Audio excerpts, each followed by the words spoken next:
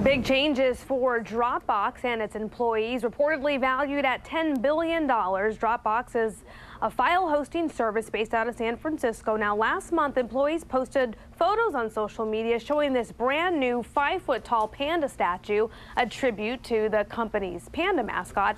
But next to it was a note that said it wasn't the right call when it comes to building a healthy and sustainable business. Every dollar counts.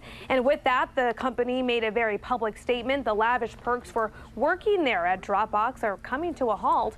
Some of those include free shuttles, free meals, and gym washing services.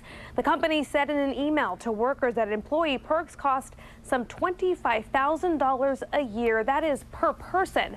So Dropbox is the latest in a long list of tech companies reconsidering these lavish benefits.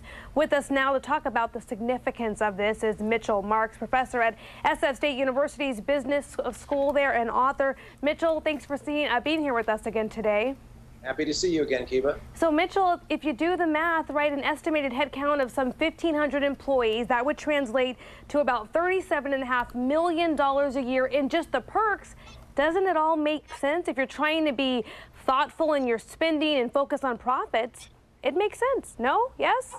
Well, it does and it doesn't, as always, because clearly there's a benefit to these employee perks, but too much is just that, too much.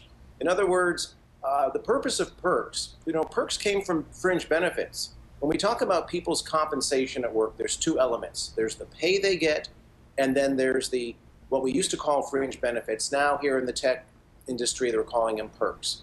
These perks used to be limited to the very senior executives. Would you want the CEO to take a half hour to run down and get his dry cleaning done? Probably not. He should be upstairs in his suite, thinking of ways to make more money for the company. So the tech industry has expanded that to a number of employees. The problem is it has gotten out of hand, and I think that's what you're asking about here. I don't know that $25,000 a year per person is an accurate figure. It seems a little bit on the high end to me, but I will tell you a statement like that is intended for Wall Street and venture capitalists and not employees.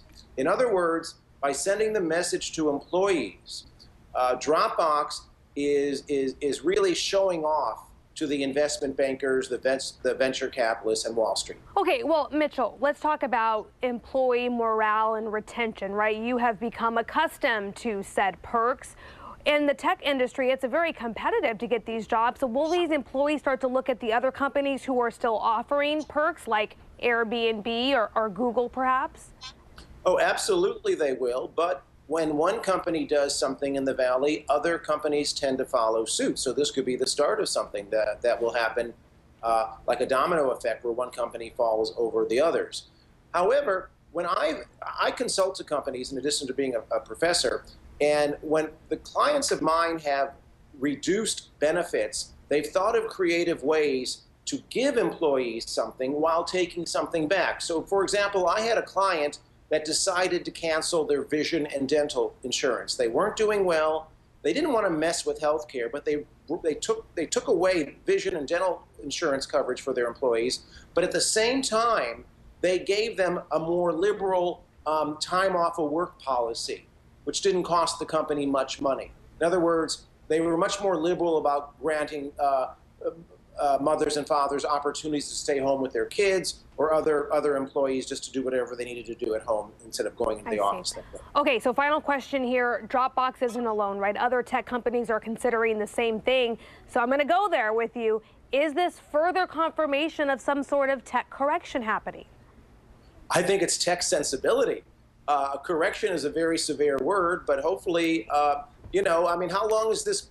It's not just a financial bubble, it's a psychological bubble. You got these people in San Francisco who are sipping their lattes, boarding their buses, and being treated like royalty. That's not sustainable. That can't last forever. Okay, all right. Mitchell Marks, thank you so much for your time today. You are welcome.